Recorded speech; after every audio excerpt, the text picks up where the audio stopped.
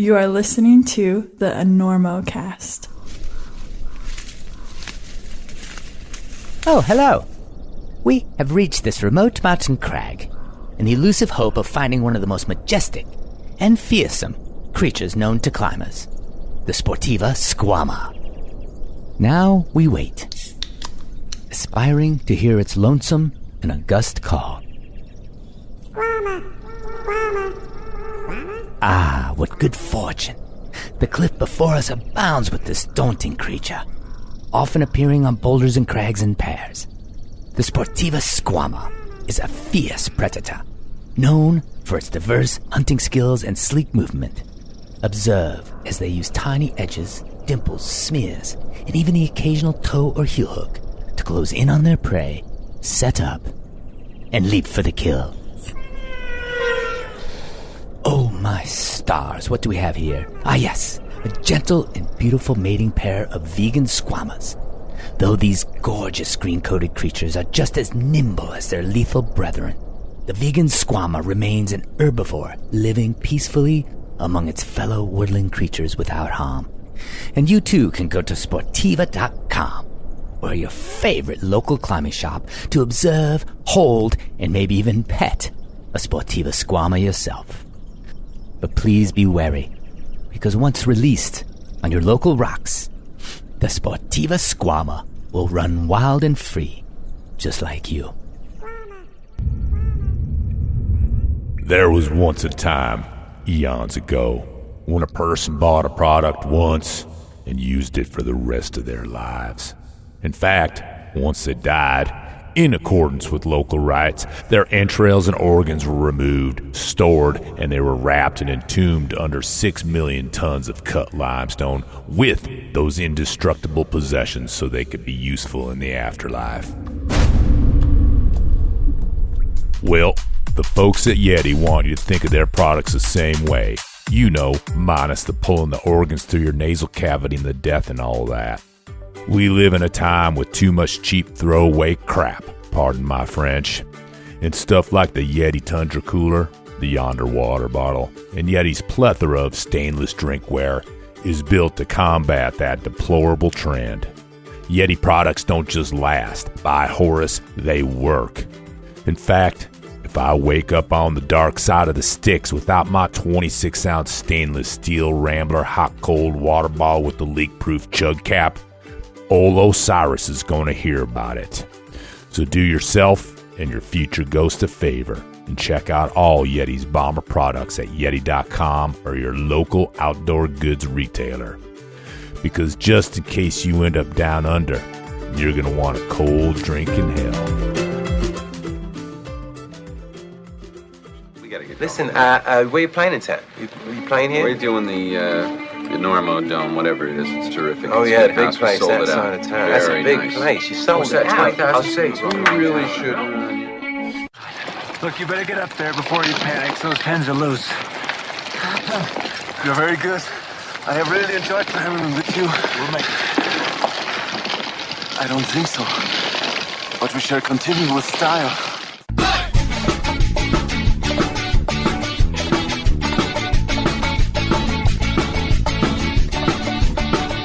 Weather, bad weather.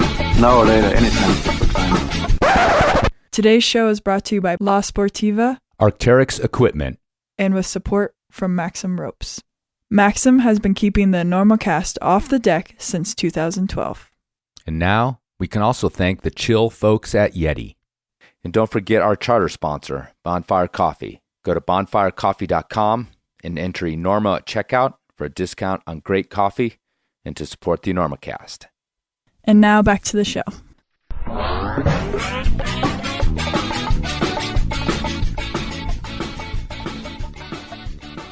Hello and welcome to the Enormocast. This is your host, Chris Kalous. It is July 9th, 2025, about 10:30 a.m. here in Colorado. And this is episode 308 of the Enormocast, a conversation with alpinist, ice climber, rock climber, highline rigger, and construction worker, Angela Vanwiemeersch. And boy, is this a doozy. We captured this one up at the Michigan Ice Fest in February. And thanks to Bill Thompson, the Michigan Ice Fest, for having me up there and having Angela up there, because what we got face-to-face is really special. And I think this one really had to happen face-to-face. Angela and I first met in 2014 when she showed up in my hotel room in Salt Lake City to do an Enormocast. 2014, 11 years ago. We reference that interview a lot in this one. This is definitely a follow-up in a way, because that original interview is such a time capsule of a person that Angela really no longer is. And that's kind of the thrust of this interview, is the changes in her life over the last 11 years. It's quite a change.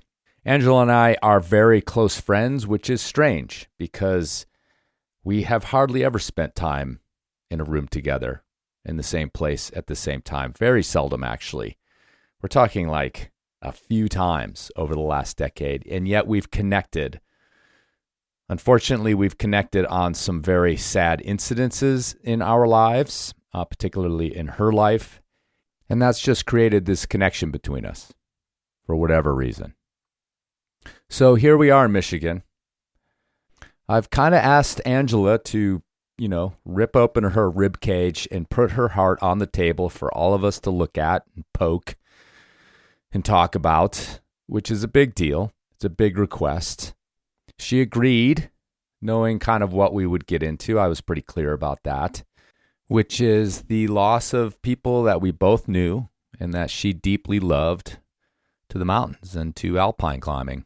I was nervous. I felt like, well, what if I'm pushing too hard? Is this really going to be healthy for her to talk about these things that, made her so sad for so long? I often feel like it's actually a good thing, can be very therapeutic. But, did she say yes just because I'm her friend? Is this going to be bad? I don't know. We had to kind of work all those things out. And it took us 3 days of hanging out, climbing together, drinking together, spending time at these events together to get the comfort zone sorted out to finally sit down on the last day that we were there at the fest. And one more note, there is kind of a third person in this interview, and that would be Scott Adamson, the late great alpinist from Utah, who was, just simply put, the love of Angela's life. Angela and Scott were together as a couple when Scott disappeared with Kyle Dempster on Ogre 2 in Pakistan, 2016. I believe it was August of 2016. So we end up talking a lot about Scott in here, and I think Angela is very graceful in her tribute to Scott. And Scott and Kyle are both very worth remembering 10 years on, almost 10 years on, since their disappearance. If you were paying attention back then, if you were in climbing, those were a hard few years for alpinism. And I think Angela treats him very nobly as we go through this thing. So if you were connected to the incident, the disappearance of Kyle Dempster and Scott Adamson, we're going to relive that a little bit. But 10 years later, and what Angela says about Scott, I think will actually be a comfort to you, to us, who knew Scott, knew Kyle. All right, we ready? Are you ready? This is a great one. Filled with love, filled with compassion. A conversation with Angela Vanwiemeersch. So if you listened to our recent episode with climber Sarah Huniken, you probably heard her say that when she started alpine climbing, basically no women-specific alpine gear existed. Just stuff for the dudes that a woman could maybe size down enough to sort of fit good enough. Luckily, as climbing has evolved, so has women's gear and apparel, and no company has pushed that forward quite like Arc'teryx. The Arc'teryx design team, with input from athletes like Sarah, Ashima Shiraishi, and Amity Warm, are not just dedicated to making great clothing, but want to influence how we see women in climbing, strong, capable, equal. The new summer editions from Arc'teryx continue that ethos. Women's shorts, pants, and tanks that fit, look great at the crag and beyond, and above all else, perform. But I'm a dude, right? What the hell do I know about women's clothing? Well, I know that Sarah, Amity, Ashima, and the rest of the women at Arc'teryx wouldn't settle for anything less than gear that inspires them forward and up. And neither should you. So check out the Arc'teryx women's climbing line at arc'teryx.com or your local shop. And of course, they make pretty good stuff for us fellas too.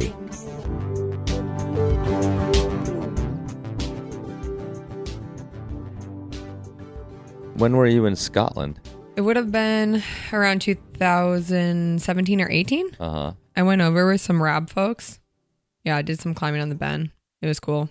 It was really cool. Ben, could you elaborate? Ben Nevis. Right. The Ben. Yeah, so describe it. The Ben's weird. The Ben, you're only like kind of allowed, I shouldn't say allowed, but you're basically only allowed to climb it when it's a complete whiteout. The Scottish folk don't take well to fair weather climbers. And if you climb the Ben when it's not in winter condition, which is like snowy and verglass, they essentially like discredit your ascent. And so you sit around and drink whiskey. I shouldn't say whiskey, single malt. You drink single malt and you wait until the mountain is covered in ice and rime, and then you go climbing. It's pretty funny. Is it like the gates lifted and hundreds of Scottish climbers are racing at the thing? Yes, I've never seen so much chaos. There's like people with like getting stitches in the hut. There's like other guys ripped their anchors, getting hellied out.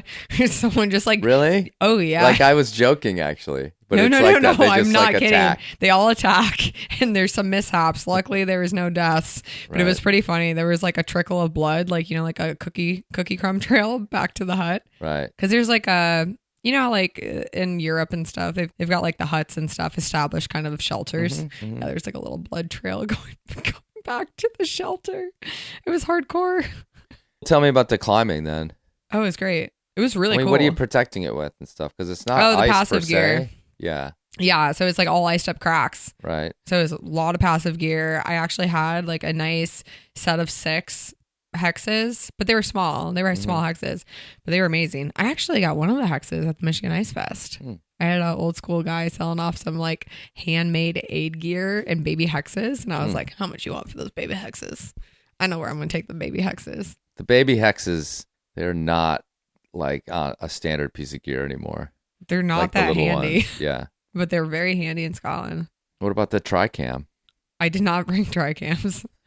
I think I've like successfully placed like one. I needed one once. Yeah. I had a number 7 for a while. How big is a number 7? It's like, it's basically for like number 4 Camelot cracks. Are you kidding me? Yeah. It's a Tricam that's as big as a number 4? Yeah. I've never seen one. Or even like into number 5 probably. That's incredible. Yeah. I think it's a pretty rare piece of gear nowadays. How heavy? Pretty heavy. Because it was... How heavy? I don't know. We're talking like can of PBR? Yeah, pretty close. That's amazing. Yeah. I mean, I never thought about that shit, though. What? About how heavy it was? Yeah, about how heavy your gear was. Gear was just heavy. And you're a crusty aid climber. You just like had like 100 pins on you. Right. Yeah. Like 50 it's like pounds. So fucking heavy. Yeah. So you didn't... So you heavy. just didn't... It wasn't like... I was thinking about how the other thing that has changed for me personally... is I never thought about conditions. That is something, okay, you and I are the same there. Right. I don't think about conditions. I do now. All the time. I still, like, any day that I can get out, I'm just like kind of ready for it. Mm-hmm. But I climb with a lot of lovely people that like to focus in on conditions. Mm-hmm. And in one hand, I'm like, oh, that's cute. When we go out, we have an amazing day out because they've really sussed the conditions. Mm-hmm. And on another hand, I'm just like, I don't care. Can we just go out? Right. You're making this a whole thing, you know? Yeah. It's exhausting. Uh-huh. You got to like wait. They're like licking their finger, doing the thing in the air. They're like, I don't do that. I don't know. It's not sending temps. I'm just like, oh my God. I think like a lot of climbing couples are characterized by one person who cares about conditions and one person who doesn't. I think that's valid. And I'm the guy who cares, and my wife's the one person who's like I refuse to climb in the sun most of the time. Well, that's just because you're smart. Yeah, but I'm just saying, like in the old days, I just would go out and roast. You'd go in the sun? Yeah, of course. Oh, that's where I draw the line. I'd just be like, look, we're going climbing at this place, and that's where we're going climbing, and then you get there and it's hot, but you just climb anyway. But do you pass out in the sun? No, but I mean, I had some hard days, but that was the thing and this is something that I think will resonate with you, is that I was just under the impression, and this was, again, like 30 years ago, right? Mm-hmm. That climbing's hard. Yes. And climbing is, if it's not hard, then why are we even doing it? And therefore, why would you just cheat to make it easier? Just go climb in the sun. You're presented with what it is, and your climbing is about dealing with what it is. And if that day what it is your feet burning and you like, dry heaving because your throat's closed because you can't, it's so dry. That was just part of the deal. Like, otherwise, what are we doing out here? I guess I've gotten soft a little bit because I did have 100% of that. But now the sun is where I refuse. Yeah. I'm still down for I'll climb in the rain. But the sun's like a special demon for me. But we're at the Michigan Ice Fest. And we've actually been hanging out for a couple days. Dude, we're Ice Fest buddies now. Yep. We're bonded. Yep. And we went ice climbing yesterday. We did. And kind of gotten into it. And that actually gives me, let's see, with my two little, it's hard to call them pitches, but I will, because I tied and went up and got lowered off, 20 feet long or whatever. Yeah. The ones today, yesterday was longer, but I think I'm at 10 pitches in 2025 of ice. You've got me way beat. I'm so jealous. This is not fair. So yeah, there is something of a renaissance, I guess. You're coming back. Yeah, I don't think so. I have been enjoying it though, but I haven't tried to lead anything though. So. Don't let him fool you guys. He's actually happy doing it. It's hilarious. You look so pleased, and he always picks the hardest line up too. He's like, "Ooh." Well, I'm on top rope. Yeah, it's still hard. That's what I do. I know it's not hard compared to climbing 513 or 14 or whatever you do in your spare time, but he goes out the cave feature. Yeah. You can't hate it that much. No, I don't. I don't hate it. Dude, but you talked a lot of shit over the years that I've known you. Yeah, but I hated it, and it was so much gnarlier. Well, it was so much the gear unpleasant back in the day. It's way different. Yeah, it's way different. So, and plus, all of my ice climbing has been during ice climbing festivals. So he's half drunk the whole time he's doing it. And Winona, the first night involved a DJ and awesome lights on the ice. On the ice? Yeah. The whole ice was all lit up, and there was a DJ pumping. And, Winona, bring me there. Yeah, totally. No, it's your kind of festival. So we're at the Michigan Ice Festival. I can't remember the last time I saw you. Might have been when you did the Enormocast. No. I saw you in Uray once. Oh, yeah. No, I did see you in Uray. You also were complaining about ice climbing then. Yeah, probably. Yeah. I don't know what year that was, but I did run into you once in Uray. Mm-hmm. And is that it? That might have been it. It's crazy. I feel like... It is weird, because I feel like we keep in decent touch. I know, we do. Yeah. In some ways we do. In some ways we don't, but it's just one of those things. We have a bond that we've been talking about for 2 days. For sure. But yeah, we're at the Ice Fest, and we're doing this follow-up. I think it would behoove people to maybe listen to your Enormocast from 2014, because it's a fascinating little time capsule of who you were just not too long after finding climbing, and especially finding ice climbing. And just this kind of free spirit, groovy girl that kind of lucked into finding climbing and was just enamored with it, on top of the world. Can you think back to that interview and describe yourself a little bit? Oh, yeah. I mean, I remember talking to Scott, and I remember talking to my friends. You know that Enormocast guy? I don't know what he wants to talk to me about, but he wants to talk to me. Should I do it? I don't know what I'm doing. I just started climbing, Everyone's like, what? Kalous wants to talk to you? I remember going in there and being super nervous. We're in this really dingy hotel in Salt Lake City. Scott's my chaperone. Yeah, he chaperoned you. He sat in the room on the bed the whole time, which I've told that 100 times to people. That you chaperoned that. Yeah. I think what's funny about it now is that I'm very loud and outspoken. However, I have a very private side, and I can't even imagine someone being in this room right now and listening to us having this conversation. I remember it once we got going, we forgot about it, I think. Exactly. But he definitely sat in there the whole damn time, which I thought was funny. Oh, I mean, it's hilarious. Yeah. But also I do remember having, like, I was really on top of the world. Things were good. I had found climbing, but I think more than even just climbing, I had found a wild life, a wild outdoor life. And I think a huge part of my narrative, my personal narrative when I was young, was I didn't know how cool Michigan was. I kind of felt like I was like in podunk land and I needed to get out and see the world. And I felt like really trapped growing up. I felt like an adult. And, you know, you kind of get to like 16, 15, whatever. And you're like, I'm a real person. I'm my own person, but no one treats you like that. And so once I was able to kind of like move under my own steam and I found these things I was passionate about, I just remember thinking like, it doesn't get any better. Like, this is it. And I was really, really, really excited. And I was excited to like share that with people.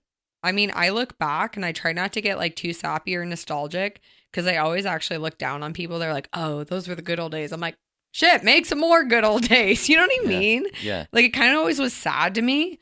But now I'm all growing up and I'm like, oh, wow, those were so special. They were incredibly special days, incredibly special years of my life. Yeah. First starting climbing. First starting and also climbing. Like, I mean, the story in the podcast is just the quick update or a quick review of that. You know, you were this figure skater, like super serious, and then you were very serious about fashion. Mm-hmm. And then you kind of had this moment, this like breakout moment where you went on these bike tours. Yeah. And that's when you kind of dipped into this sort of like non-climbing, but kind of dirtbag traveler world and became that. And I think that was more like this like jumping off point, it seems like. And then I feel like that was kind of wild and crazy for a while. And then maybe climbing like focused you at least a little bit and gave you more of a purpose than just cruising around traveling, which we all, as climbers, we all love traveling. Most of us are into it, and it's kind of part of the zeitgeist to eventually travel around and climb. But I find most climbers would find just like wandering to be not in their like DNA. You have to be going to do something. And I kind of got that vision of you sort of like, well, here I can keep that part of my life still, but I have this focus in this maybe tighter community that you found immediately in climbing. 100%. I mean, like, you nailed it. I think when I first started traveling and it wasn't attached to climbing, it was like a sociology experiment. I was completely enthralled with the people I was meeting on the road. You know, like, those people all shaped my life. Every conversation I had hitchhiking, right? Those people, they gave me like their soul in an intimate setting like you and I have right now, but the vessel was their vehicle. And it really shaped my perspective on the world. And then climbing was bringing my athletic tendencies to want to be moving my body and be in that space, mixed with that travel purpose of like meeting people and expanding your knowledge. And sometimes I feel funny about it now. I feel like I'm experiencing so much less with climbing being a focus because I don't get myself into these predicaments anymore. I find myself with a goal and then everything is shaped around that goal. And so it's a much more linear experience where when you're just like drifting, you find yourself in bizarre situations because you can just say yes to everything. But climbing, it kind of like makes you say no. No, I have to go to bed. I got to get up because I have to do this thing. No, actually, we're going to this town because we're going to, get our donkeys here and we're going to pack up and we're going to do this. There's a lot of confines with goal setting, and it opens doors in one way because you meet all these people that are along your path because of your objective, but it closes a lot of other doors. So it's been like something very interesting to reflect on. Mm-hmm. Yeah.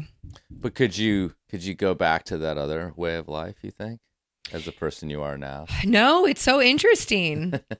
So and look, again, like, you traveled like by thumb and by like just years of gypsy it. Style for years before climbing. Yeah. But I think it's like kind of a gift. There's something that I've realized in like my evolution is that although it's hard, I love to like reminisce and think about like your golden days, or I shouldn't just say days because they're still happening, but memories, golden memories. And there's such power in knowing when to leave it alone and not try to like latch to something that was. But the hitchhiking, I did this huge segment. I found climbing. And then I was still kind of dabbling in hitchhiking for a handful of years. I'd be like, oh, Bozeman Ice Fest. Maybe I'll hitchhike up to the Bozeman Ice Fest. And then like something just kind of lackluster would happen. I'd be like, why am I hitchhiking? Like, why didn't I just drive here? You know? And right. You were trying to kind of recreate something that your brain or your whatever was ready for then and is now not ready for. It was something like being tuned in. Yeah. It's like the wavelength stuff. Right. I was in on a certain wavelength that the rest of these people were, and we were operating on this level. And as soon as I moved on to something, I was no longer able to tap into that. And actually now I pick up a lot of hitchhikers as often as I can when I don't feel endangered for my life, if I take a first, like glance and, core judgment. But it's so cool because they're on the wavelength and I can very awarely see that I'm no longer on their level, but I'm happy to facilitate their journey. Like I really enjoy it, but it's interesting. I like want to sit there. I want to tell them all the hitchhiking I did. But I realize it's like not my story, it's theirs. And so when they ask me questions, it's about my life as it is now. And that's always like kind of like a funny thing. You feel like you like have this connection, but it's their story. I think there's this part of that reflects on your climbing. Because I've been thinking about this interview for a while and I listened to the previous one and your evolution and one thing that's interesting is that you're not a performance climber. Definitely not. And that may sound understatement insulting.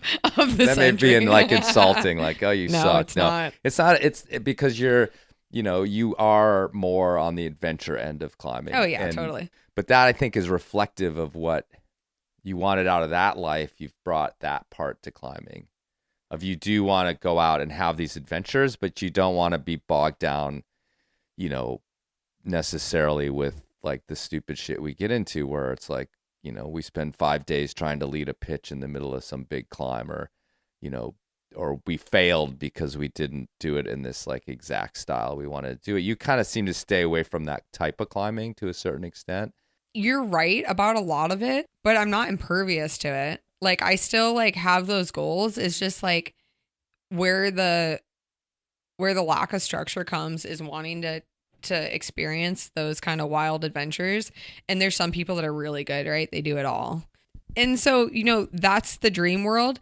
But the world I live in currently, there's like a little bit more, there's like time and sacrifice. And when I do have the time, I don't spend it training or maybe projecting. I immediately want to go to the mountains and I immediately want to do like a big trip or like, that's like if I only have so much time, that's where my heart is.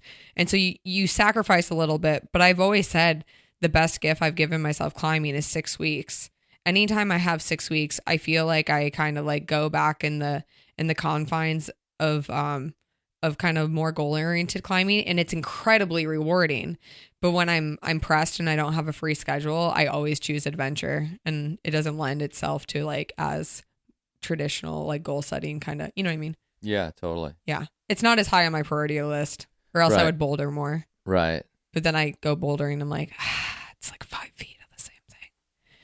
And I know I would be like a way better climber, but I just want to go climb the multi-pitch because I like getting off the ground. I like seeing a view and I like hanging and eating snacks with my friends on a ledge. It's like so basic. It's just like this nice experience, nice views. Right. Well, let me ask you then to go back. We'll jump around a bit, but to that moment, 2014, so let's just like fill it in the past 10 years. And I mean, at that moment, I remember you just talking about how like you're just so amped and so ready to go. You kind of told the origin story of meeting Scott and that you were in this group of people that were going out getting stuff done. You'd been to Alaska a couple times already, and this is only a couple of years into having first picked up an ice tool. So yeah, what was those next couple of years like? So 2013, the golden age is, the golden ages or the golden time or whatever you want to look at it as. They were really golden. I mean, it's so crazy. It's crazy it even happened.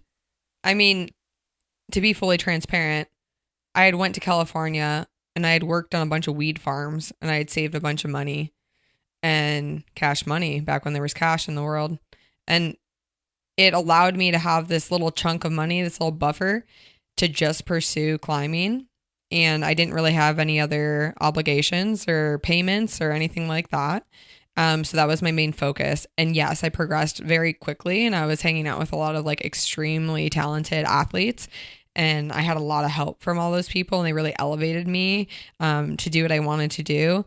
And I just feel so fortunate because I feel a little less spiritually connected to kind of like the pure style of climbing, a little more risk involved, a little more sparkle, a little more magic, a little less thinking involved, and just really like riding that feeling of being free and moving over terrain and like just interacting with the landscape. So that's what I did for those years. I really interacted with the landscape very freely, and I felt very connected and not hindered by much, honestly.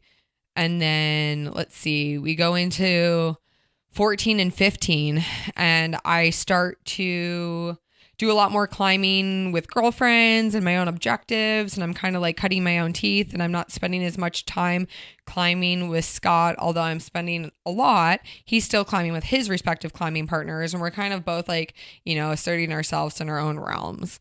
Okay, so for those of you who don't know, Scott Adamson was like my partner of, I always say many years, but it wasn't that long. It was four, just shy of 4 years before he passed away. So the late Scott Adamson was the most lovely person, I've ever met. He's just really incredible human being. He was really like quiet, but when he spoke, he was sarcastic and sassy. He's really stylish. He always had suspenders on. He always rolled up his pants. It was so funny. He like had a little cuff going. That's interesting. Yeah. Do you remember the cuff? Oh, totally. The stash, the cuff. I mean, the whole look. It was a vibe. Oh yeah. Yeah. Scott was a vibe. Yeah. And he was Jack Mormon, right? Oh yeah. He grew up super Mormon. Yeah. His family's still super Mormon. Right. But you know, I love his family because they're super Mormon. They're still super Mormon, but they just accepted their son for where he was at and who he was. And they just got on board and were like his biggest support. And I love them dearly for that, amongst other things. But like, I thought that was really rare after spending a lot of time in Utah. It was really special. So he had this like really cool support from his family. But those Mormon characteristics, those like cute Mormon vibes carried him, even though he wasn't Mormon in his adult life, to have exceptional character. I think like he was like raised from a family who valued like good morals and like being there for people. And like, I don't know, he just had like a very strong ability to like show up for people he loved. And don't get me wrong, like I don't want to like sugarcoat it. If Scott had to go climbing, he might miss your birthday party because Scott was going to go climbing. Like he definitely had the pursuit at the fore of his mind. But when it came down to it, I mean, I can't divulge his personal stuff, but there were some really special moments where like he did some really selfless things to like support his family and his friends, and it made like a huge impact on me and like kind of shaped like, I don't know, the goals and ethics and morals that I wanted for myself, but also I wanted to be around people like that. Well, I never really knew Scott. I just had met him. I met him obviously that time I interviewed you and a few other times. And I believe I maybe had broached casually like coming on the show. And this was like Enormocast era when I was just like gaining kind of the reputation for like, this guy's doing this thing and it's like cool and you know, you should do it. And maybe he gave me a yes, but I got the feeling like he wasn't much of a talker. Oh yeah, he didn't want to go on the show at all. Yeah, right. So he probably gave me what I call a yes that's really a no. Oh yeah, because he's nice, so he's not going to just say no, go fuck yourself. But he was probably like, yeah, we could do that sometime or whatever. 100%. But tell me what kind of climber he was, because I mean, some people know that listen to this, and you know, there's plenty of people on the show that have been on the show that were actually something of other types of mentees of his in a way, you know, or knew him or looked up to him. Even though, like you're just saying, like it was a short, like pretty short kind of meteoric career, because I think it sort of spanned a little further than you guys being together, like it had come up previously, but it was those few years where he really kind of made a name for himself. But what kind of climber he was, because it sounds like he was really a special type of climber. I don't know. It's funny. I like kind of developed my adventure sense outside of climbing. So I kind of had that in me. But then when I met him, I understood that he was like an adventure type in climbing. Right? My adventure was like in life, maybe a wide range. And so we always like really like got along on that. I think that's probably what we connected on. Right. But he was self-taught, started, you know, he grew up around Provo, Utah. And so that's like American Fork. There's like Provo Canyon. I mean, we're talking like really world-class stuff. Like everything up Provo Canyon's like Bridal Veil, Stairway to Heaven, like all these like mega ice lines with like, you know, lots of history. Jeff Lowe, Heinrich, like I don't know, all these like Knight, Jim Knight, like all these like legendary climbers, right? And so this was in his backyard. So he was really inspired. He very early on was sneaking out of his house as a child to go post haul up Mount Timpanogos. I mean, the kid had the spirit from a very young age. He went very early on with his cousin and climbed Rainier. I don't remember how old he was. He was really young, like 14 or 15 or something, ridiculous. And him and his brother Tom were really getting into like rock climbing and stuff. And they would encourage each other by, you know, shouting up like, come on, man, you got it. No weak shit. Like, and that was their little no weak shit thing. It was like from childhood. Right. No weak shit. Yeah. Yeah. And not, you know, we'll talk about that later maybe, but it was this cute childhood sentiment to like push yourself and, you know, be there or whatever. So Scott got really into climbing. He progressed quite quickly. He was like the guy at the crag who everybody else did 4 laps. But when Scott climbed 1 lap, he like did 7 in a row because he was just like, oh, I'm just going to get it super pumped and do this repetitively till I'm exhausted. And then I'll go again, you know? So he was always training while he was climbing. So he got really good. And I can't remember. I want to say he was like sponsored by BD or something back in the day, like back in the day. And he started competing in the Uray Ice Fest. And at the time, the Uray Ice Fest was all on ice. It wasn't on the more modern mixed climbing comp board. And so what from my understanding, don't quote me if I'm wrong, but from my understanding, the competitors used to have to place ice screws on the competition terrain. Right. And Scott told me the story of how he went to compete and he was sponsored and he was trying to beat a time.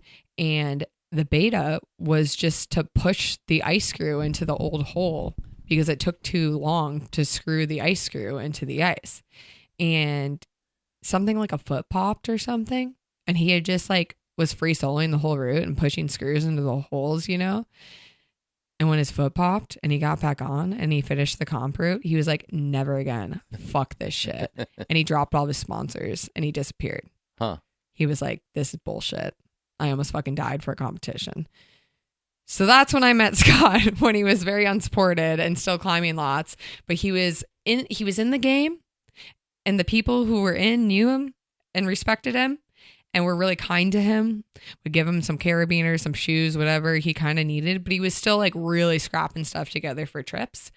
And then over the course of our relationship, he went back into sponsorship. And I think he made relationships he really valued. They were more organic, maybe more on board with what he valued. And it didn't seem to weigh on him in the way that he had originally talked about sponsorship, where he was like, I don't know what I was doing. I was just like, you know, it was half his ego, it was half the expectation. And he realized it like didn't align with him and he didn't want anything to do with it. So I'm in the picture. I'm obsessed with ice climbing. I've just decided it's the coolest thing on earth. And I think he was like, oh, wait, this chick thinks what I'm doing is cool, which means I have free range to do what I'm doing. And she's got her own thing going on. And it kind of became like a really beautiful venue for us both to pursue trips where we were gone for a while. And instead of missing each other and it being this like daunting thing, it was like so cool to be on a trip, to have someone who was on a trip respectively and could kind of meet you. You know, we didn't get to talk that much, but there's something about just knowing that someone's cheering for you and that you're on a vision quest and they're on a vision quest and you guys are like pursuing your goals and dreams. And it's it's like a form of unconditional love and support. And it really was like really special. And I don't want to take too much credit, but I think having that shared love there kind of gave him the freedom to pursue some of his goals that maybe he didn't have really put things aside, but there's ups and downs in climbing, right? Scott got injured. Scott took a few years away from expedition climbing. Scott became more of a desert rat. Like we have these lulls, right? We have years where we're really active. We have years that maybe we're closer to home. And then when I was really, really psyched to travel and push myself, he was also really psyched. And so we were both doing that at the time. And that was kind of the life we were living. And it was like incredibly special. Yeah. What kind of things were you doing? Your trips in that time? Yeah, in that time, I was really focused on like meeting other females. I feel like I was like a lot of females that I know now. I was just constantly complaining that I didn't have girls to climb with. And so that was really important to me. And I climbed with a lot of boys and I value those relationships. Like, don't get me wrong, they're like amazing. But there's something like slightly different when you climb with like your own gender. I don't know what it is. It like shouldn't be a thing, but I really like climbing with chicks. It's amazing. So I was doing that, and he was trying to find a partner that had the same goals and visions as himself, which was something that was hard for him. He had a ton of partners that he loved climbing with that were dear friends to him, but like, we're all different people, right? We all have different priorities. And maybe one partner would be good for an Alaska trip, but they didn't have the time off work to go to the Himalaya. Or, you know, one partner would be his best bud to, you know, climb all the desert towers, but the risk of, you know, a big mountain endeavor was just like not really on the table for them. So it was always about him kind of finding like a person that he could pursue big objectives with. And then for me, it was about like forming female relationships. And then together, it was about getting mileage and having days out. We just like would be so tired, and we would just be like so psyched to keep climbing. You know what I mean? It's like, one more day, one more pitch.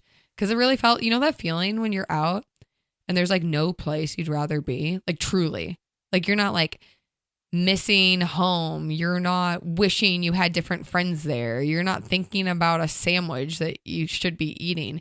You're literally just like in it, and it can be so shitty. You can be in a storm on a bivvy ledge with like no water, and you just like take a breath and you're like, there's nowhere I'd rather be. I'm with like this person that I just adore, and we're just in the shit, and it's so good. And we had a lot of those days, and like, I don't want to glamorize it too much, but it was just special. I knew it was special then. I know it's special now. It just is. It just was. It was just fucking special. What was sort of last year like? 2015. Right. So 2015, he starts climbing with Kyle Dempster. Jewel Lund was dating Kyle Dempster at the time. Yeah. Jewel became one of my great climbing partners. We didn't do like big alpine stuff together. She was climbing a lot with Chantel at the time. But Jewel and I definitely did a lot of like front country adventures, and we definitely were developing a friendship, and we like essentially like introduced the boys, right? Kyle hailed from Salt Lake City, that, you know, just an hour north, but whole different group of people. And then Scott was like the guy from Provo. So they were kind of like, you know, I don't know. They were like top of their game in their communities. Anyways, they started climbing together. Jewel and I were climbing together a bunch. And the boys went out to Pakistan in 2015. They went to go climb a mountain called the Ogre 2. Kyle had been out to that region of Pakistan. He had been to Pakistan many times, but he had, in specific, been out with Josh Wharton and Hayden Kennedy on the Ogre 1.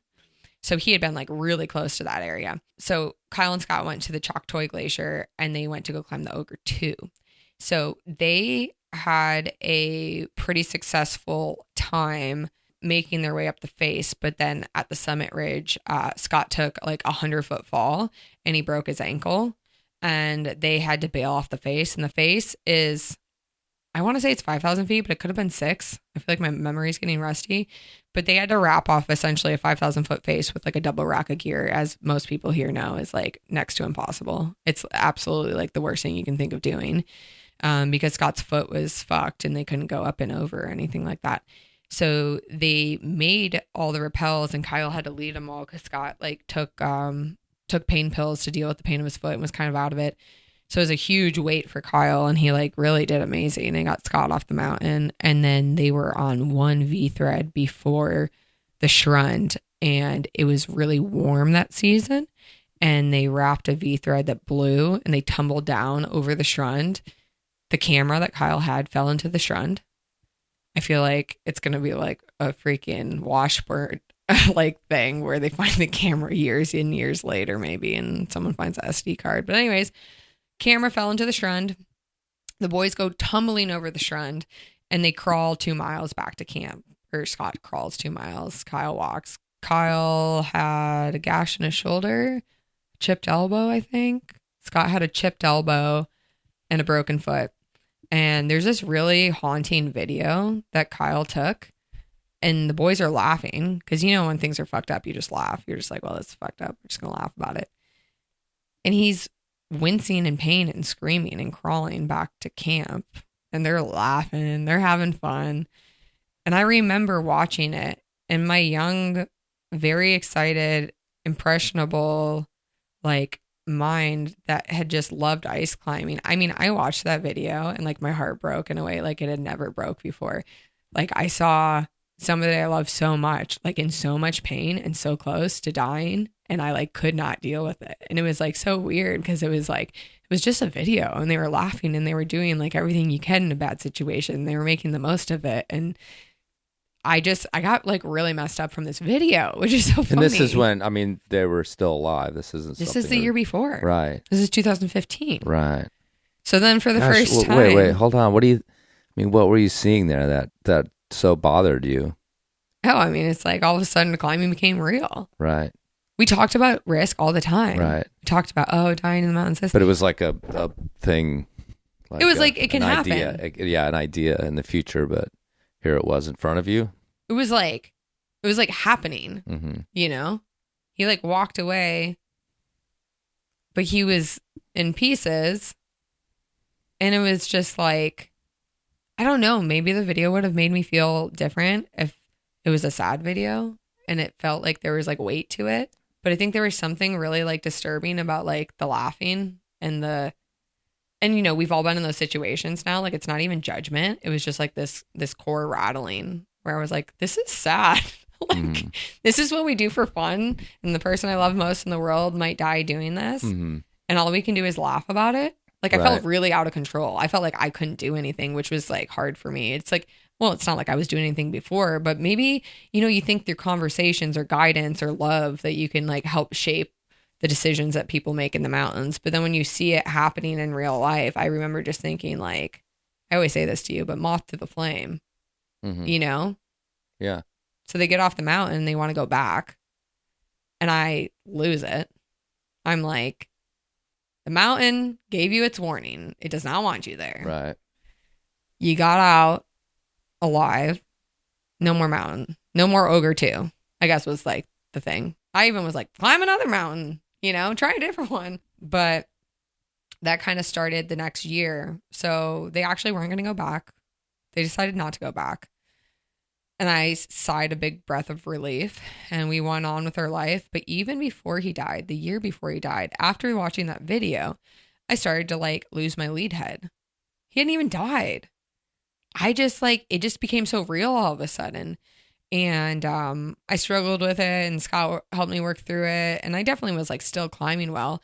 But, you know, I had this like, I probably said this on the old Enormocast, but I had this old thought that if you just didn't fuck up, then you wouldn't get hurt or die. So you just had to laser focus in and you really had to be in tune with yourself and trust the process and just know that you could do it. And if you believed in yourself and you stayed focused, that you'd pull it off and it would be okay. But then all of a sudden this like seed of doubt entered my mind. Scott's the best climber I know. Scott makes good decisions every time I'm out with him. Scott puts in a stubby for good luck at the top of every ice climb. How did Scott fall 100 feet? How did Scott not die? The questions just kept coming. The ropes cut almost all the way through. How did the rope not completely sever? You know, how did they not fall into the schrund? And I just started seeing all these things that were out of my control, out of the climber's control. And my whole narrative kind of unraveled, you know? And all of a sudden I realized that like, there's so much more than what you think you're in control of. Like, sure, for the most part, human error is the big demise. And, you know, at the end of the day, the boys died because of some decision that they made, which is human error, which is how they, you know, maybe they didn't. Maybe they got swept by an avalanche. But it's still, in a way, a human error decision because you chose to be up there while there was snow. You know what I mean? Right. It's all kind of human error. Yeah. But, you know, sometimes someone's out in perfect weather and everything is amazing and a rock just falls off the face of a mountain and crushes them. And those are the stories where you're like, well, I can't stop climbing because of that, because that's just risk and that will always be there. But the other stuff, it's all human error. And that's really hard to live with. That was a hard pill for me. Yeah, it's so much, you know, there's like archetypal themes in here because you're like, you have to do what we do, even just to go be a sport climber. You have to sort of believe in this ability to defy norms, to defy gravity, and to defy the risk.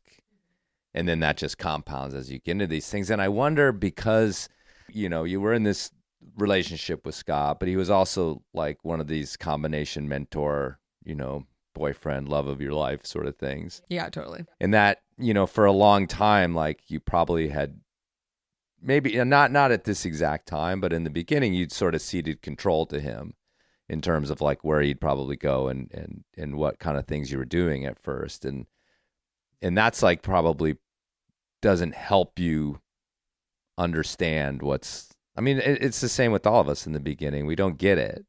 And we're climbing with people better than us, and you can kind of be like, well, they understand it even if I don't. And so I'm safe. That's why I'm climbing with this person. So somewhere in there, like that, aside from this video, it was probably mounting because you were your own climber by then. And you had faced your own challenges and created your own ideas around it and stuff like that. Yeah, there's a lot of that happening.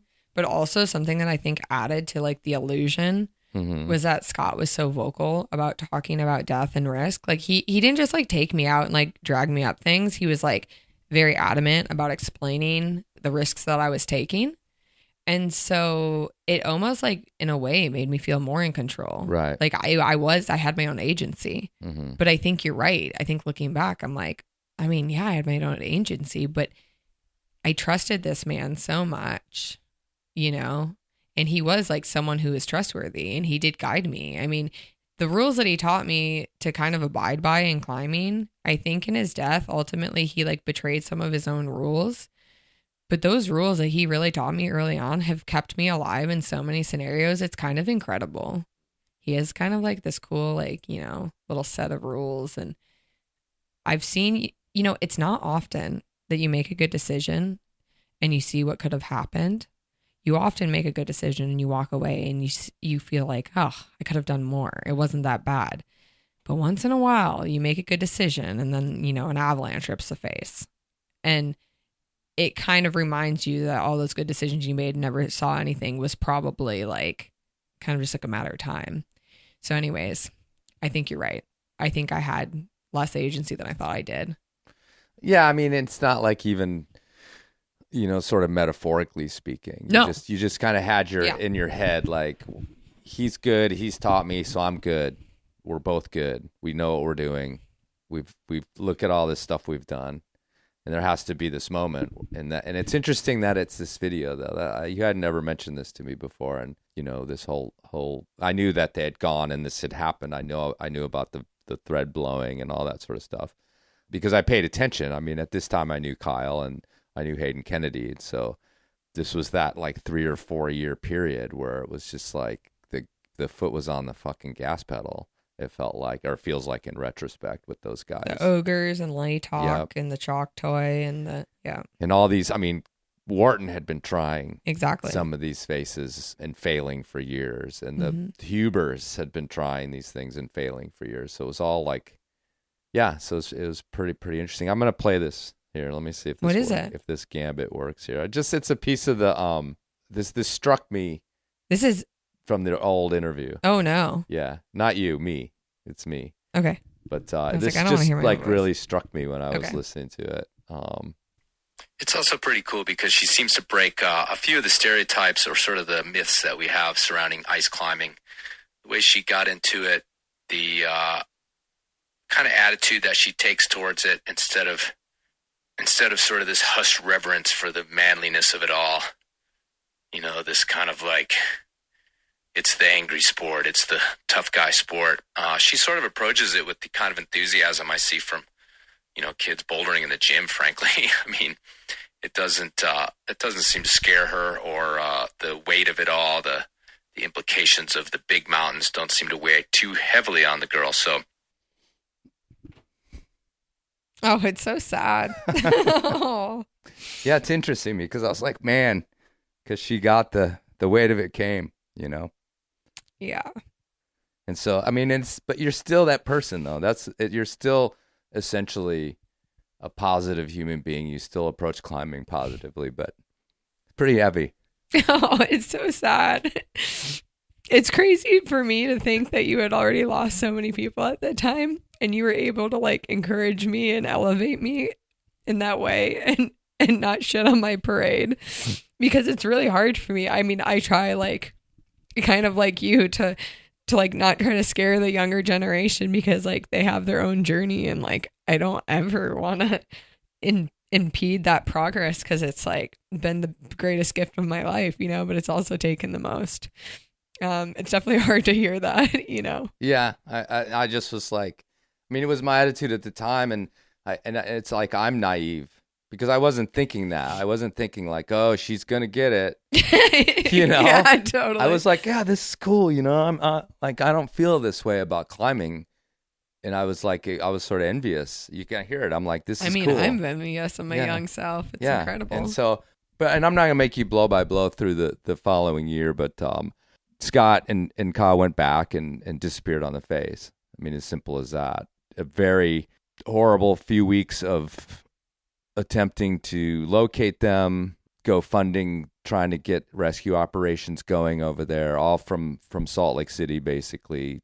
It was a horrible time. Again, I was sort of partially connected because the Kennedys were up there, good friends of mine. Hayden obviously was very connected to it, and that he had, originally sort of been Kyle's choice to go do something like that, and it had said no, and so he felt guilty about that as well. So I mean, that's just kind of the nutshell of that time in that year. What happens after that when it's over, they're gone, and I mean, I can only imagine that the sort of weeks where you guys were operating on this rescue mission, I don't know what impressions you have of that left in your head, but it's got to almost gone by in a whirlwind, a purpose, if you will. So when the purpose is gone and it's over, what was that like? Jewel and I and Kyle's mom, Terry, and so many other people, really, there was a lot of people helping us, but we sat at this kitchen table for 10 days and we were trying to make this happen. And then we actually had to make the call. I feel like some people don't know about this, but we had to make a decision to stop flying. We didn't find any sign of them. It's like not a trace, right? It was not a trace. And at the time, because Thomas Huber was flying in the helicopter, someone who I, trust and like have idolized for years, was in the helicopter doing the search with the pilot. I was like, if Thomas says there's no trace, there's no trace, and we could have kept looking. I mean, we raised enough money to look every day for the next, I don't know how long. Right. But the fact of the matter is that we were risking now Thomas's life and the helicopter's life, because we were flying a helicopter at 21,000 feet. So collaboratively, we had to make a decision to stop flying, which obviously was like one of the hardest decisions that any of us had ever made in our entire lives. You feel like you're like abandoning that person, but there's also just like a sense of realism. Like the people you love have been on a mountain for 10 days at 21,000 feet without food or fuel, without, real shelter, like healthy shelter. I mean, the chances were slim to nothing, and there was a storm, so they could have been swept in an avalanche very easily or repelled off the face and blown an anchor. I mean, there's so many things that could have happened. But so that happened, and then we slept. We slept for the first time.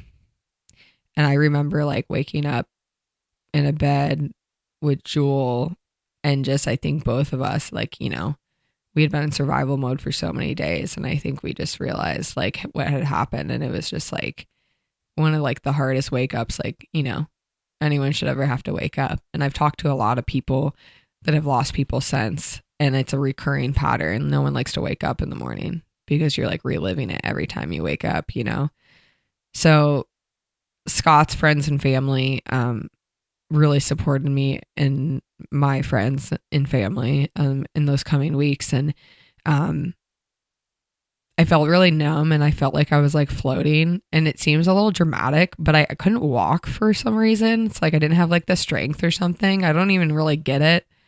And my friend Tuttle was carrying me around for a while. I remember Tuttle carrying me a lot. Like, it was so bizarre. I just like felt like, it's like so sad to think about. I just was like really sad, and I don't know. So anyways, that was a blur for a while. And then my birthday was actually a few days later, and I climb a tower every year for my birthday, And so I had to go climb a tower, but I was all fucked up. So nobody wanted me to climb the tower. It's hard to climb a tower when you can't walk. I know, but I had to climb a tower, you know, like what weird law might happen if I don't climb the tower. I didn't want to find out, you know? Right. So a bunch of us went down to the desert, and Scott and his brother Tom had thrown a desert party every year on Tom's birthday since they had been climbing. And that was like the no eat shit party.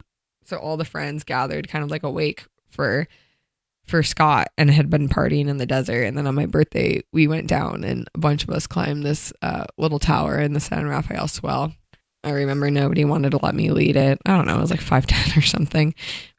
Again, wasn't eating, wasn't sleeping, but I like had to do this. I just had to lead this stupid tower because nothing else in my world was okay, but I had to do this thing. And I got on top of the tower, and it was just me because it was just a little summit, a little tiny summit. And some people feel people when they go, but I very adamantly have always said I've never felt Scott. I just felt a void of Scott. I felt like this big hole in my heart. And I was always so jealous of people feeling like the person watching over them or whatever. And there was like a little gust of wind, and I was like, I hope that was it. I just was like, is that you, Scott? Are you there?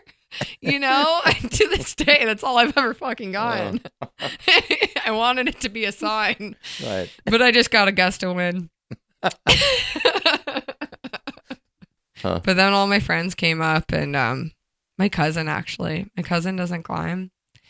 Anna Pfaff Jumarred next to my cousin and got her to the top of this tower somehow. I don't know how, but it was so special. It like really, it showed me like, you know, kind of when push comes to shove and people care about you, the lengths they'll go to. Like the fact that my cousin climbed this tower is the craziest thing in the world, you know? So it was, I remember it being really special, and like that moment was very healing. It like it restored some faith in me that like maybe I would be okay. And then that day, my birthday, that tower was the beginning of a string of climbing, and I wouldn't say not dealing with my life because I was dealing with it every day, but I could no longer function as the human that I was, and I had to quit work. I had to just start living off credit cards, and I had to just exist in the only way I knew how. And I'm an incredibly emotional person, as you guys know. I've just already been crying. So all I did was just try to like survive every day. And it took years of doing fucking nothing because I couldn't function in society yet. I go to the grocery store and they'd be like, how's your day? And I'd be like, you know, just break down at the cash register. I couldn't hang. I wasn't made for it, man. I was like not good at it. But the climbing remained. And this is interesting, again, thinking back to your previous life, you know, we actually talked about that. Like you'd gone hard on skating, and then it was like you pulled the plug, and then you went hard on fashion, I think it was, and then you pulled the plug. You know, you did this crazy few years of just crisscrossing continents, and then sort of pulled the plug. And so why do you think? I mean, why was it so much more hooked into you? That because this would be a perfect time and a completely logical and reasonable thing to be like, well, this doesn't mean what it means to me anymore, and I can be done with it now because it was you know, such this kind of core thing with Scott. So why did you feel like the climbing just kept going? It's so funny. It's funny to see you like look at my life in a way that I haven't observed my own life. That's what I'm here for. I'm like, oh, that is a weird conclusion. You're right. That would be logical. Probably should have fucking quit climbing then. Yeah. Well, a couple things. On a surface level, figure skating and fashion, they were monetary things. I had extraordinary hurdles with monetary issues with both of those things. You did talk about that. Yeah, and I felt really pushed up against a wall. Like if you didn't have money to pursue these things, you just were going to sink. You couldn't float without the funding. Climbing and hitchhiking were the things in my life that, although I under no illusion, I know how expensive climbing is. I know it's the sport of the privileged. There's no illusion. But you can get thrifty and you can figure out a way to get out there. And same with hitchhiking, obviously, very accessible if you're willing to do it. So those gates were kind of left open because of the economics. But then something very early on I remember saying, and I've probably said it like a lot of times since, is like, I can quit climbing, but I've already fallen in love with all these people and they're going to keep dying. So I might as well keep climbing because I'm already in love. And I love climbing for what it is, but this community is like everyone to me. Like these are the most important people in my life. And funny enough, after Scott died, it was the people that came forward in that really hard time that to this day are like my best of friends. I mean, I know we've talked about this with Savannah, but Savannah is like a really prime example because I knew Savannah Cummins through Anna Pfaff, and we had just gone out maybe 2 times when shit hit the fan. And Savannah stopped everything she was doing, came to the rescue. She started the GoFundMe. We didn't even want the GoFundMe, but she was like, listen, like you can't get the money once things have happened. And she just invested herself on a level I'd like never really seen a human invest in me and my time outside of Scott. And I was so moved by this, and her personality is great, but it was like, you can't substitute that bond, right? And I had that with my friend Thad. He had lost his partner the year prior. I have that with you. We have lost a lot of people. And I hate the word trauma bonding because it's so stupid. But there's like a realness that you connect with people after stuff like this. And climbing, unfortunately, has a lot of sad parts. But it's not worth like giving up these people. And it's also like, I do love being in nature, moving over terrain. And like, it is like, yeah, it's like a holy experience. It's like, there's like almost nothing that compares to it. Surfing, that's the other one. There's something about climbing with true exposure with wind, and there's nothing below you, like pulling like the nose on El Cap or something, or not the nose, the Great Roof, pulling the Great Roof. And there's just like nothing below you. And it's just you on a string out in space. I mean, it's like, very spiritual. It's kind of a rant, but a combination of the people and that feeling, like, how do you quit that? Yeah. And I mean, this no weak shit thing that we've brought up a few times, it's like, there's a lot of, look, when you talk about these things, there's all sorts of cliches, they died doing what they loved, or the other thing is like, he would have not wanted me to stop climbing. And I think in his case, that is an unassailable truth. Like, there's no way that he would have said, oh yeah, now you should go do something else with your life, because I mean, maybe I'm wrong. I don't know, but you're not wrong. Right. He just said an interesting thing. I had some health issues. Mm-hmm. I have a neuromuscular disease that's like really mysterious, and I've got it really in check. But at the time, I was having like a lot of health issues when Scott was alive. And he made really sure to sit me down one day and have a good talk. And it was part because of my health, but I think a lot of it was part alluding to death. And he had already dropped the bomb that he said, it's like he knew. He goes, one day you're going to be an alpine rock climber. And I was like, no, ice and alpine forever. And he was like, it's just safer and nicer. And like, I think you're going to enjoy alpine rock climbing. You know what I mean? And then his follow-up was, just know you don't have to climb. He was like, I will love you if you climb or if you don't climb. If you want to go back to fashion, you should do that. If you want to be a doctor, you should do that. And he was like really adamant about telling me that I didn't have to climb to like have his love or approval.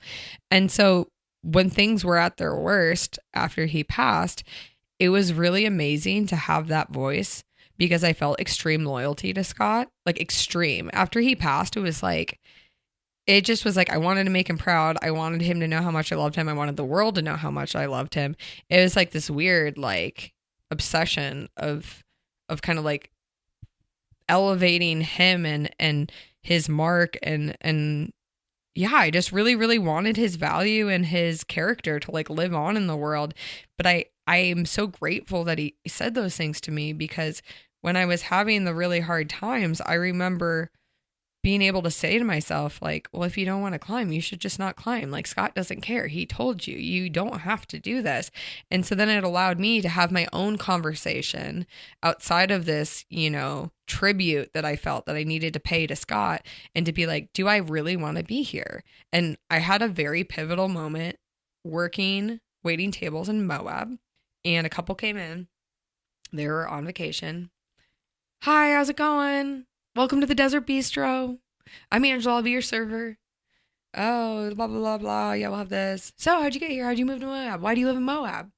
I'm like, oh, there's lots of climbing. It's fun. And they were like, oh, climbing? You rock climb? I was like, yeah, I rock climb. And they're like, you don't ice climb, do you? And I was like, I do. I really love ice climbing. And this guy looks at me and he goes, oh, well, you must not know. And I go, what? And he goes, well, clearly you don't know the weight of it. You wouldn't be doing it if you knew. And he was like, you know, people die ice climbing. And I was like, yeah. And he was like, no, I don't think you understand. I don't think you understand. It's a really serious sport. I don't think if you knew, you'd be doing it. And you're like, I know, buddy. I was like, I let him go for a while. I fucking know. I was like, yeah, it's pretty heady. You know, like people die. And he just kept pushing. Right. No, I don't think you know. It's rather dangerous. You shouldn't be doing it. And I finally snapped. And I was nice, but I was like, actually, my boyfriend of many years passed away ice climbing. But I just was like, I'm well aware. And it was so weird that I felt like I had to justify this to this random stranger in a restaurant in Moab, but I just wanted him to hear it. I was like, I choose to climb. I choose to keep climbing. That's my deal, not yours. Thank you for your advice that I didn't ask for, but I want you to know that I made this decision and I'm not going back on it and I'm going to still climb. And this guy just like, he shook his head. He didn't even say sorry. It was so crazy. No apology, nothing. That was in 2019, right before I went on this big trip. It was right before I went on this big expedition. And I remember just having to keep it together to keep serving him the rest of the night. And then when I gave him his check and he was cashing out, he wouldn't make eye contact with me, but he was like, please be safe out there. Like, just be safe. And like, I could tell he had a good heart, but it was like, you know, that moment where you're like, oh God, I don't even want to look at this chick anymore. You know? I wonder what he was dealing with. I know. So that's what I thought later. You know? But at the time I was like, I wonder what he was dealing with. oh yeah, he had obviously lost someone ice climbing. Of course. Yeah. Interesting. And I thought about that in the moment. Mm-hmm. But then I thought, well, if he did, he wouldn't be pushing it so hard because anyone who is possibly going through it couldn't be this much of a dick because I am going through it and it sucks and you can't just keep poking the bear, you know. But then years passed and I was like, oh yeah, he just like really wasn't doing well. Mm-hmm. And sending love to that guy because seriously, I do shit like that. Oh my God, after Scott died, I probably said so much stupid shit to people I shouldn't have said. Probably was like, oh yeah, you like to climb? Good luck with that. You're all going to die. Right. I was really angry for a long time. Yeah, were you? Oh yeah. I think I got angry 2 days ago. Yeah, you did. That's right. Didn't I go on some lecture? A little bit. But yeah, I mean, we were just talking about it. But well, did you do the thing like you just mentioned that you were like, okay, I'm going to keep this legacy alive. I want to know people know what Scott was all about. Did you do the thing where you just went super hard? No, not at all. Oh, you didn't? I like tried to go hard. And then every time I tried to go hard, my body did this like weird, like impending doom thing of self-preservation. The feeling of impending doom would wash over me. And then the voice in my head would be like, your friends are going to be so disappointed if you die this way. And then I had this uncontrolled desire to stay alive that was very annoying because all I wanted to do was get rad and forget about my worries. And I wanted to zone in, and climbing used to be a way where I was able to silence everything else that was happening in my mind and focus on the present. And then all of a sudden, the thing that gave me calmness gave me the most static, and it was really annoying.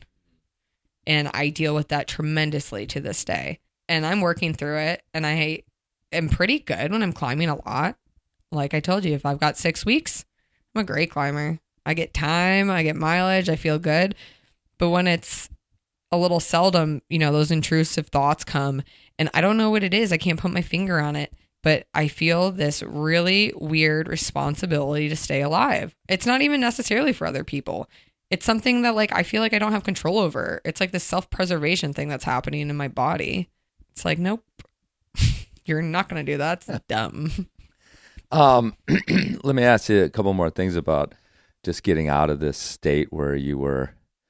I mean, I don't know how you put it, but I feel like you had these moments, maybe this Moab thing and stuff, where your attitude towards it all and kind of being attached to. Well, let me say this: when I talked to Brett Harrington, we had sort of a similar conversation where her kind of some years of her life were defined by the fact that she lost Marc-Andre, right? That's what people saw when they saw her. How did you kind of, I mean, not move on, or were there like stages where you did start to kind of have a different perspective on it, or, you know, stop obsessing, as you just said, or are you just still there? You're not still there. I know you're not. Yeah, it's crazy. I'm not still there.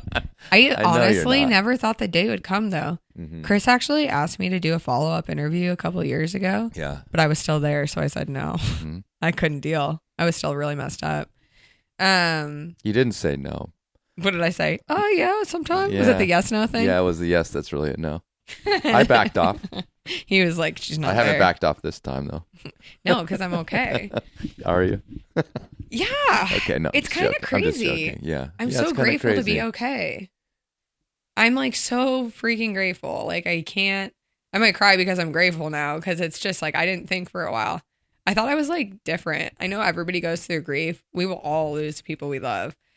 But I just felt so behind the times. I felt really like I held on way too tight.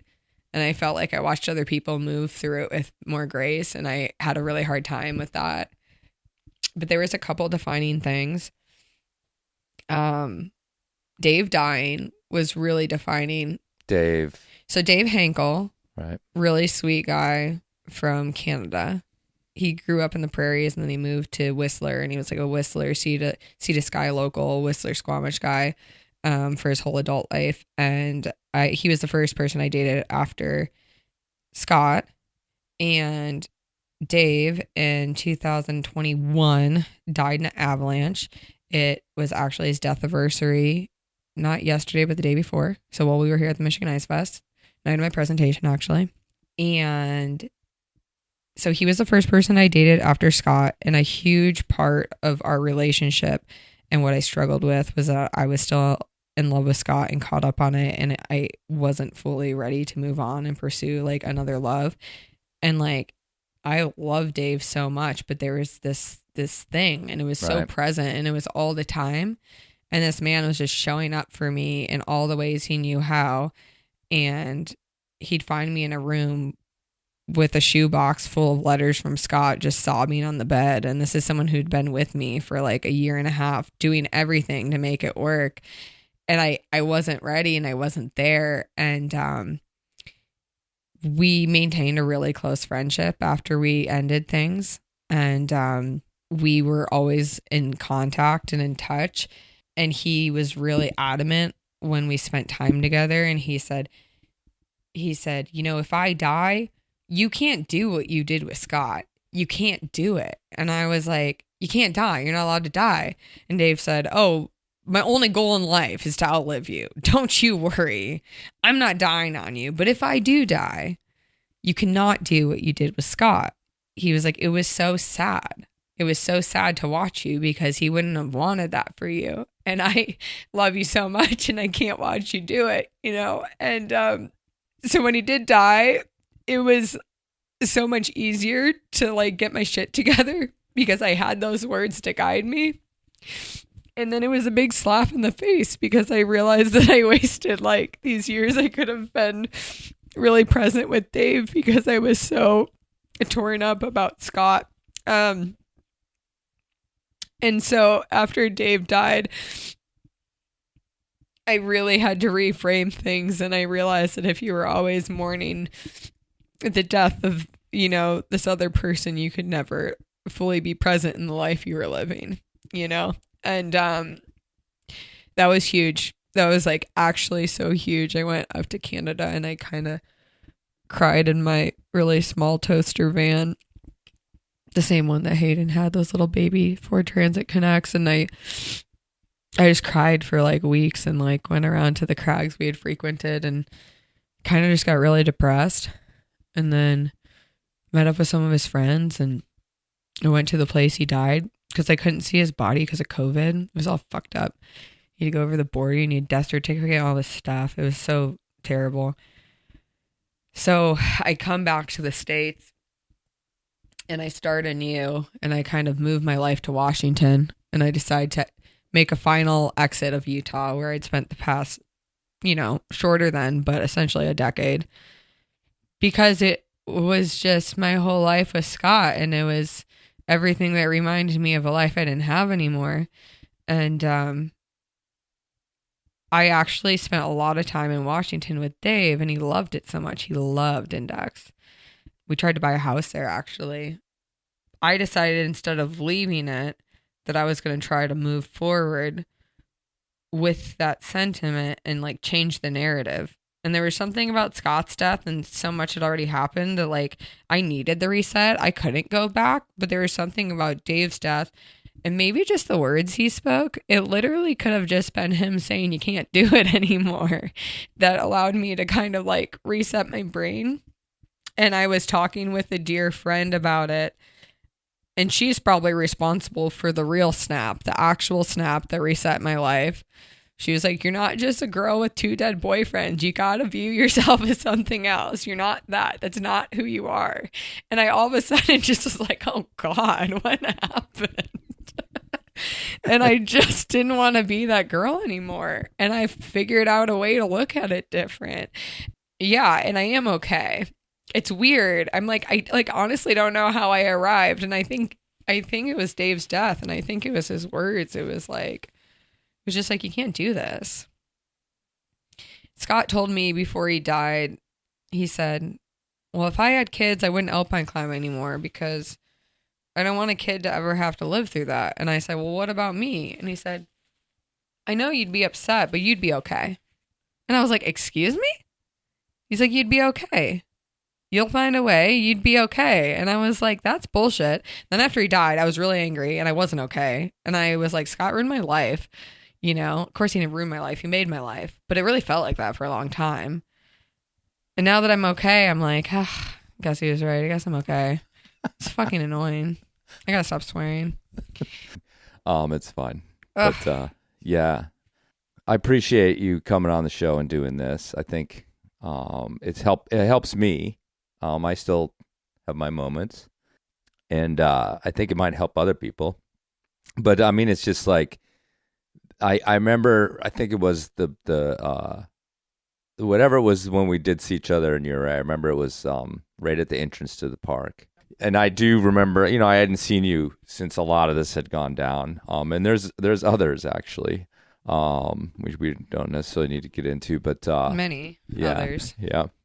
And I just remember thinking like, wow, she's fucking haunted still. Oh yeah, deeply. Mm-hmm. And that was just in a brief moment. I think everybody knew, right? But nobody knew how to talk to me about it. A lot of people avoided me. I mean, what do you do? What do you do when you see someone like really hurting, but you can't help them, and there's nothing you can say, Yeah, it's tough because it's like we don't know each other. I mean, barely. But it also is this weird thing where I feel like I do know you because we have these connections, and I have this sort of empathy for what you've gone through. Although I can't remember the timeline. I don't know if Hayden. I think he might have still been alive. Were you at the Uray where he did that slideshow about Kyle? No, but I heard about it. Okay. So that was the first year Right. after they died, and everybody put Scott mustaches on and like partied around in Scott mustaches. And I guess Hayden did this slideshow about Kyle. Yeah. And I didn't come because I couldn't handle it. Yeah, no, well, it's in retrospect, it's good you didn't. But yeah, sometime in there, I saw you, and I remember thinking that, and I'm adamant about that, even though we just spent the last hour and a half talking about it, is that idea of like not defining you by this. And it, to me, I mean, I didn't know Scott, and I don't feel any sort of trauma. I mean, I sort of feel like through you, and that's, I mean, it's kind of, let me say this, it's kind of like, that's another realization that I had as well, is that talking about yourself dying in the mountains is something we do all the time. We joke about it. if you climb a certain type of climbing, you have this gallows humor. I said it today. Remember Always. I said about, if it took me this long to have a V-thread, we would have both died of hypothermia by now. Yeah, this is our everyday dialogue. Did you hear what that woman said? No. Yeah, she retorted. She said, don't say that. Just say that you just did another one and went down or something like that. She interrupted my like little morbid joke and wanted to spin it to like, no, you guys just used something else to get down. Which is so funny because we were in I taught a class today and I had a 11-year-old, a 15-year-old, 17-year-old, 19-year-old, a lot of young women. They were all talking about dying. Really? Yes, I think it's just human. Right. I think we're jaded and I think we've had some things. But these girls, I mean, they dropped the death bomb many a times. Oh, really? Oh, yeah. Maybe like, I'm dying. Was over it. The lady who corrected he was me. like these psycho people just talk about death and But here's like the thing. Nothing. And it's another cliche to say that like there were these sort of positives from it. And I think that's typical because it happened and there's nothing to change about it except for how we view it. And it feels disrespectful sometimes to be like, well, I did learn these things from it, but you did. Like the whole thing about listening to that interview and talking to you now is this knowledge that you've gained, and you're a totally different person, and you have these skills, or you have the emotional strength now to sort of see yourself in this different light and change the way you were thinking, and that's all powerful stuff. They might as well have taught you this with their words or whatever if they were still alive. You were in Greenland last year, 2 years ago now? 2 years ago. Yeah.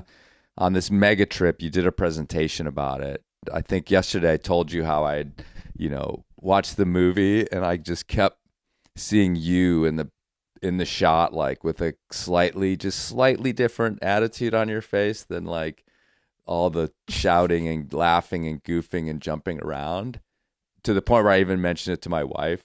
And it actually planted the seed of this whole thing in some ways, because I was like, she knows some stuff, and those guys do too. They've been in the game long enough, but I was like, she knows some stuff. And it was kind of felt like it was like your role in that. And you're not old, but you have this knowledge that I think in other walks of life, people don't gain until, maybe luckily they don't gain usually until later in life. But yeah, I don't know if you have any comments on that whole rambling thing. I think I don't love identifying as that because I just really, I still wish I was like the person you interviewed.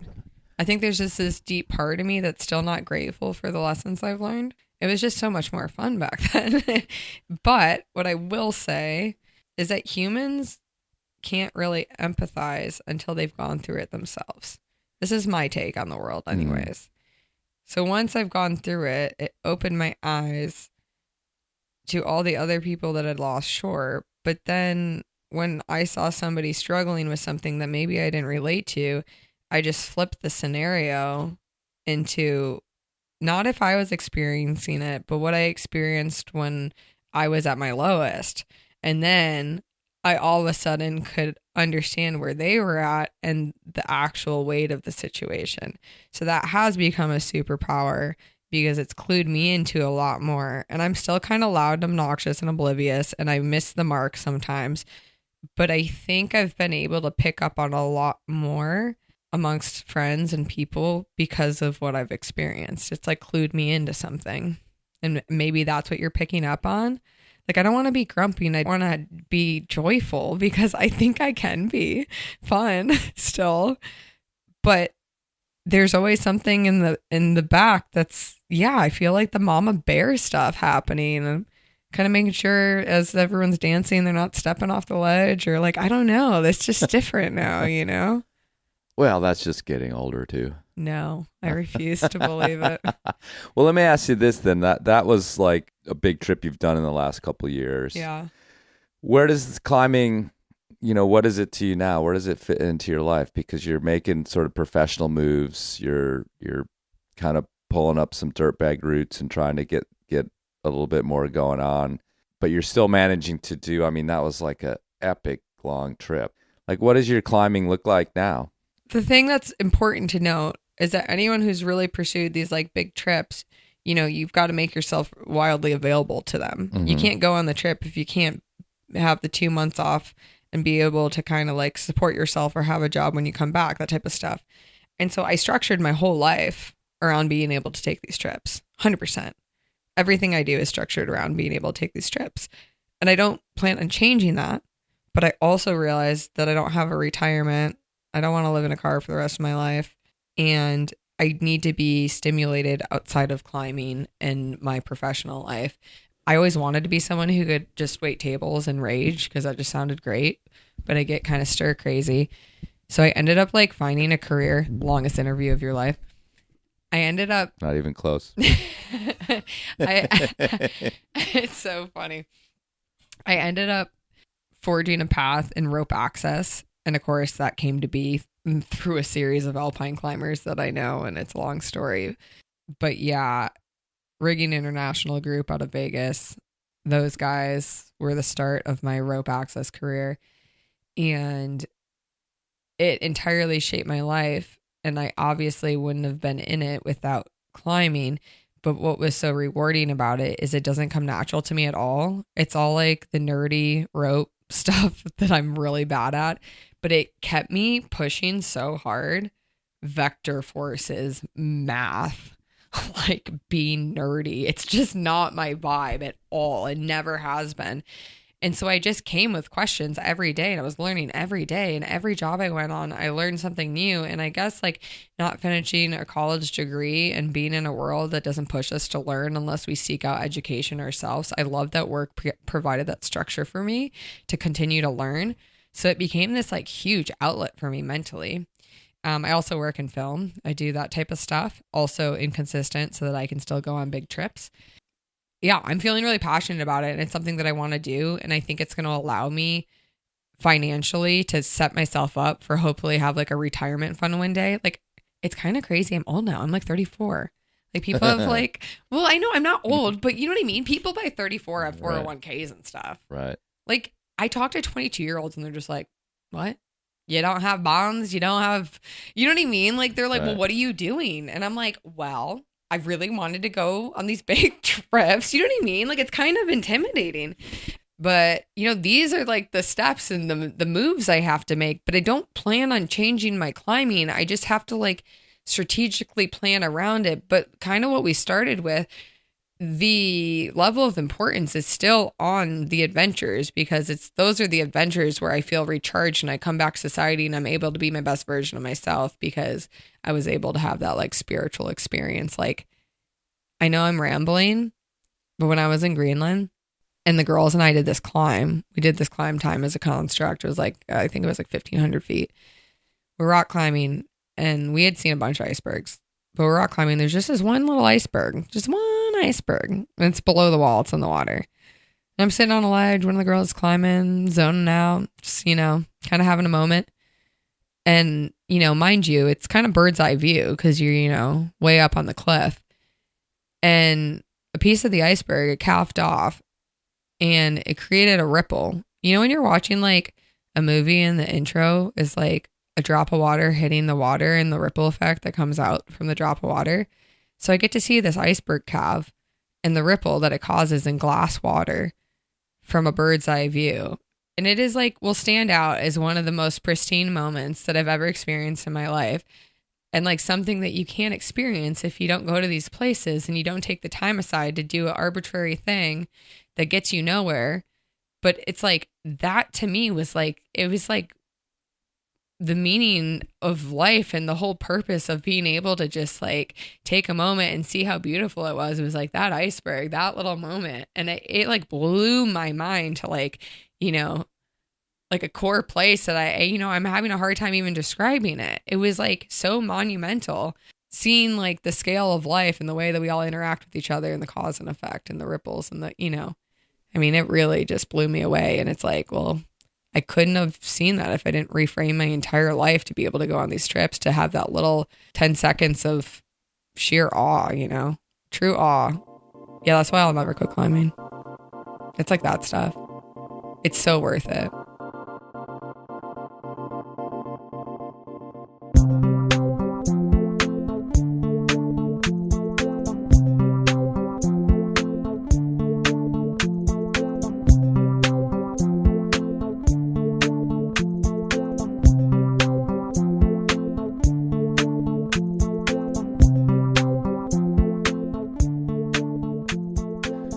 right, folks. You still with us? Thanks for listening. And I'll just reiterate what kind of courage it took Angela to do that, and I will always appreciate it. There's a subtext in there. We needed to have this conversation. We needed to connect on these things. The story of Hayden Kennedy, which is sort of my version of what Angela went through with Scott, even though obviously we were not romantic. But that's tied to this. It's tied in a very deep and unfortunate way. And so we needed to have this conversation, but I don't think we would have if this podcast didn't exist. And it's weird. My motivation to create this podcast is what brought us together. And for some reason, for me, the fact that you guys are listening is an important element in it, in what we talked about and why we talked about it and, putting it out into the world. Many of you longtime listeners know that the Mark Maron podcast, What the Fuck, was a very big motivator for this. If you're still into that podcast, it's actually ending this year. He's announced that it's ending. But Mark has remarked on the same thing about how putting these things out there is part of working through them. The public nature of it seems to have some effect on its therapeutic value in a weird way. Of course, it's a product too. I make money off this podcast and things like that. But yeah, it's still there. It's still this need to be public about these things to get them off of your chest. Maybe I'm being too dramatic. I don't know. Thanks again to Angela Vanwiemeersch. Thanks again to the Michigan Ice Fest. These are the cool things that happen at these festivals. People connect. It's awesome. Their registration is open actually already for next year. It's fucking hot outside. At least where we are. It's brutally hot, but Michigan Ice Fest, Bill up there wants you thinking about snowy, icy conditions in Michigan. So check it out, MichiganIceFest.com. All right. Let's not all become trauma buddies. Be safe out there. Take care of each other. Look out for when somebody's hurting. You don't know what's going on. And of course, check your knots.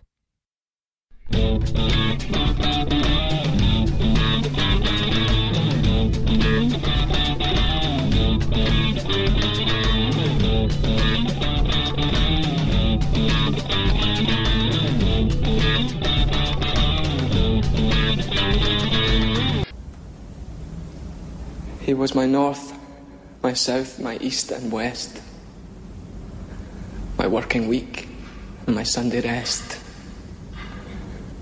my noon, my midnight, my talk, my song. I thought that love would last forever. I was wrong. The stars are not wanted now. Put out every one. Pack up the moon and dismantle the sun. Pour away the ocean and sweep up the wood. For nothing now can ever come to any good.